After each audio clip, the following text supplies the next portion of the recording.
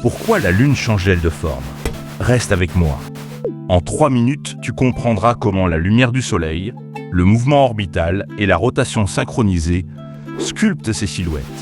Pourquoi la distance varie de 356 000 à 406 000 km et fait paraître la Lune plus grande ou plus petite. Et tu suivras Lucas, un jeune passionné qui observe la Lune chaque nuit depuis son balcon. Le soir, Lucas lève les yeux depuis son balcon et voit la Lune, mais pas cachée. Elle est simplement dans l'ombre du Soleil. Il remarque que seule une partie brille, le reste reste noir. Cette portion éclairée change chaque nuit, créant les fameuses silhouettes. Quand aucune lumière n'est visible, on parle de nouvelle lune. Mais pourquoi parfois on ne voit rien du tout? Lucas observe un mince croissant et se demande pourquoi il n'est pas plus large.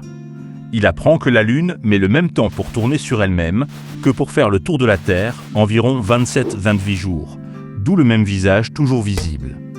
Cette synchronisation s'appelle rotation synchrone. Mais alors, pourquoi la distance entre la Lune et la Terre varie-t-elle? En suivant la Lune, Lucas remarque qu'elle paraît parfois plus grosse. Il découvre que son orbite est une ellipse, pas un cercle, et que la distance oscille entre 356 000 km et 406 000 km. Quand elle est proche, elle semble plus grande, quand elle s'éloigne, plus petite. Cette variation explique les changements de taille apparente. Mais alors, comment cela modifie la lumière que nous percevons?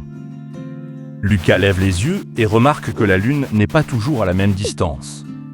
Parfois, elle se trouve à 356 000 km, parfois à 406 000 km. Cette variation d'orbite change la taille qu'elle occupe dans le ciel. Quand elle est plus proche, elle paraît plus grosse. Quand elle s'éloigne, plus petite. Mais alors, comment cette différence influence-t-elle la forme que nous voyons? En observant la Lune proche, Lucas voit que le disque lumineux couvre presque tout le cercle. Avec un diamètre de 3475 km, la Lune garde toujours la même taille réelle, mais la distance modifie la portion éclairée que notre œil capte. Ainsi, le même croissant peut paraître plus épais ou plus fin selon qu'elle est proche ou lointaine.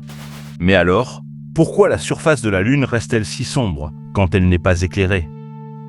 Enfin, Lucas regarde le thermomètre qui indique le contraste du jour et de la nuit lunaire.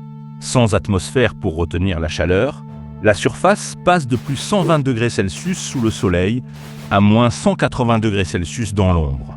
Ces extrêmes n'affectent pas la forme, mais ils expliquent pourquoi la Lune apparaît si noire pendant la nouvelle Lune.